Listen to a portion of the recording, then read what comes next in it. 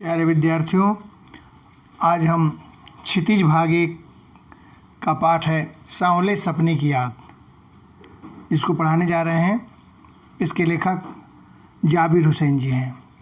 तो संक्षेप में हम जाबिर हुसैन के विषय में जान लेते हैं। जाबिर हुसैन जी का जन्म सन 1945 में नौनही, राजगीर जिला, नालंदा, बिहार में हुआ था। 1977 में मुंगेर से बिहार विधानसभा के सदस्य निर्वाचित हुए और सन 1995 में बिहार विधानसभा के सभापति थे। 1995 से इन्होंने हिंदी, उर्दू, अंग्रेजी तीनों भाषाओं पर समान अधिकार प्राप्त किया था। तीनों में लेखन का कार्य करते थे, अच्छे जानकार थे। उनकी हिंदी रचनाओं के नाम हम कुछ बता देते हैं। जो आगे है, डोला बीबी का मजार, अतीत का चेहरा, लोगां, एक नदी रेत भरी। जाबिर हुसैन ने प्रसिद्ध पक्षी विज्ञानी सालिम अली की याद में डायरी शैली में एक संस्मरण के रूप में प्रस्तुत किया है।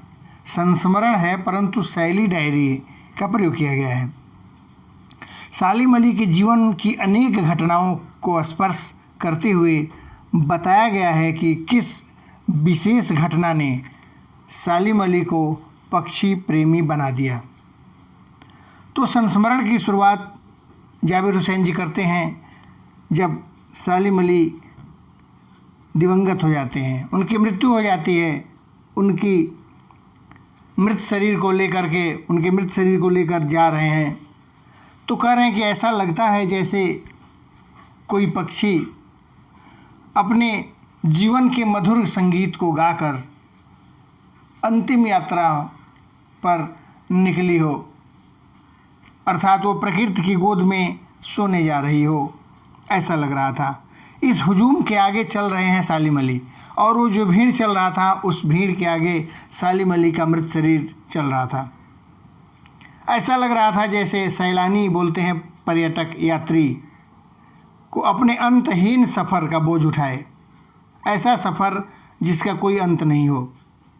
आदमी मृत हो जाता है तो ऐसे सफ़र पर निकल जाता है जहाँ से लौटने का कोई संभावना नहीं होती। इसीलिए अंतहीन सफ़र कह करके प्रयोग किया गया है।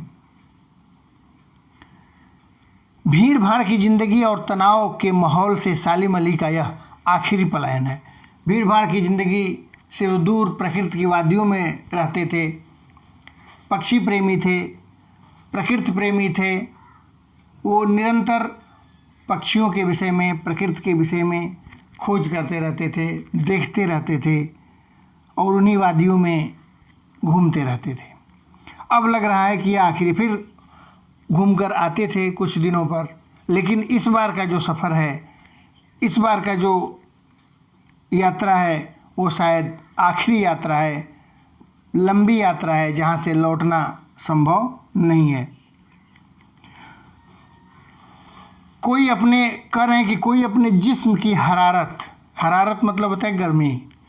अगर इस मृत शरीर को, सालिम अली के मृत शरीर को कोई जिंदा भी करना चाहे तो अपने दिल की धड़कन को दे करके भी, अर्थात अपना प्राण त्याग करके भी उन्हें जीवित नहीं कर सकता। सालिम अली ने कहा था कि लोग पक्षियों को आदमी की नज़र से देखना चाहते हैं। आदमी की नज़र से हम पक्षी को देखेंगे तो वह प्रेम नहीं रह जाएगा। लोग पक्षियों का शिकार करते हैं, मारकर खा जाते हैं। तो आदमी की नज़र से नहीं देखना है, उनको मानवता की नज़र से देखना है, उनको उन्हीं की नज़र से देखना है। यह उनकी भूल है कि वो आदमी की नज़र से देखते हैं। ठीक उसी तरह जैसे जंगलों, पहाड़ों और झरनों और आबसारों मतलब झरना को वो प्रकृति की नज़र से नहीं, आदमी की नज़र से देखने को उत्सुक रहते हैं। उनको प्रकृति की नज़र से नहीं देखना है, उनको आदमी की नज़र से देखना है। आदमी की नज़र से देखने को उत्सुक हैं। उन्हें आदमी की नज़र से देखने की आवश्यकता नहीं है, उन्हें प्रकृति की नज़र से देखिए। उसी तरह से पक्षियों को उनकी नज़र से देखिए, ऐसा उनका विचार था। इतिहास में जब कृष्ण ने वृंदावन में रास लीला रची थी और शोक माने चंचल गोपियों को अपनी शरारतों का निशाना बनाया था, तब माखन भरे भांडे फोड़े थे जिसमें मक्खन रखा जाता था, उस मटके को कृष्ण ने फोड़ दिया था। दूध छाली बोलते हैं दूध के ऊपर की मलाई को, अपने मुंह में भरे थे। तब वाटिका में छोटे छोटे किंतु घने पेड़ों की छांव में विश्राम किया था। कब दिल की धड़कनों को एकदम से तेज करने वाले अंदाज में बंसी बजाई थी। पता नहीं कितने साल की बात है, बहुत पुरानी बातें हैं ये सब, कृष्ण द्वारा जो लीलाएं हुई थी। लेकिन कोई आज भी वृंदावन जाए तो नदी का सांवला पानी उसे पूरी घटना को याद दिला देगा। हर शाम सूरज ढलने से पहले जब वाटिका का माली सैलानियों को हिदायत देता है, सैलानी मतलब जो यात्रा करने वाले हैं, यात्री, उनको हिदायत देता है, उनको चेतावनी देने लगता है, जैसे ही वैसे सब कुछ एक ही क्षण में कहीं से ऐसा लगता है जैसे वो कृष्ण और वो जादुई संगीत उस वाटिका में आ टपकेगा और भरे पूरे माहौल पर छा जाएगा। एहसास ऐसा होता है। तो मानो मनुष्य के अंदर एहसास का होना अत्यंत आवश्यक है। अगर एहसास ही नहीं हो तो सब कुछ शून्य है। मिथकों की दुनिया कह रहे हैं। मिथक होता है प्राचीन काल के तत्व, प्राचीन जो कथा साहित्य था उसके तत्व थे मिथक। मिथकों की दुनिया में इस सवाल का जवाब तलाशने से पहले एक नज़र कमज़ोर काया वाले उस व्यक्ति की पर डाली जाए। कमज़ोर शरीर, दुबले पतले शरीर वाले थे सालिम अली, जिनको सालिम अली के नाम से जाना जाता था। उम्र को सती तक पहुंचने में, सती मतलब 100 वर्ष तक पहुंचने में कुछ ही दिन बच गए थे। संभव है लंबी यात्राओं की थकान ने उनके शरीर को कमज़ोर कर दिया हो। जो शरीर दुबला पतला दिखाई दे रहा था, कमज़ोर दिखाई दे रहा था, शायद जीवन भर यात्रा पर रहते रहते इस थकान ने उनको कह रहे हैं कमज़ोर कर दिया हो। और कैंसर जैसी जानलेवा बीमारी उनकी मौत का कारण बनी हो और सालिम अली को आखिरी में, जीवन के आखिरी पड़ाव में कैंसर जैसी गंभीर बीमारी हो गई थी, असाध्य बीमारी हो गई थी। उनकी आंखों से वह रोशनी छीनने में सफल, लेकिन जीवन के आखिरी समय में भी उनकी आंखों से रोशनी वो नहीं छीन सकी, कोई बीमारी नहीं छीन सकी। 100 वर्ष होने वाले था, कुछ ही दिन शेष रह गया था, उसके बाद भी उनकी आंखों की रोशनी नहीं गई थी। जो पक्षियों की तलाश और उनकी हिफाजत के प्रति समर्पित थी, निरंतर नए नए पक्षियों की तलाश करते थे और उन्हें कैसे संरक्षण किया जाए, कैसे उनकी हिफाजत की जाए, इसी पर वो उनका जीवन समर्पित था। सालिम अली की आंखों पर चढ़ी दूरबीन उनकी मौत के बाद ही तो उतरी थी। जब तक जिंदा थे दूरबीन उनके आँख से उतरी नहीं थी। हमेशा दूरबीन लगा करके पक्षियों को देखते रहते थे, अर्थात उनकी आँख बिल्कुल सही थी। उन जैसा वर्ड वाचर माने पक्षी प्रेमी शायद ही कोई हुआ हो। सालिम अली उन लोगों में से थे जो प्रकृति के प्रभाव में आने के बजाय प्रकृति को अपने प्रभाव में लाने के कायल थे। प्रकृति को अपने प्रभाव में, कह रहे सालिम अली उन लोगों में से थे जो प्रकृति के प्रभाव में आने के बजाय प्रकृति के प्रभाव में खुद नहीं आते थे, बल्कि प्रकृति को अपने प्रभाव में लाने के कायल थे। कायल मतलब होता है मानने वाला। उनकी जीवन साथी, उनकी पत्नी, उनके जुनून को तहमीना ने काफ़ी मदद पहुंचाई थी।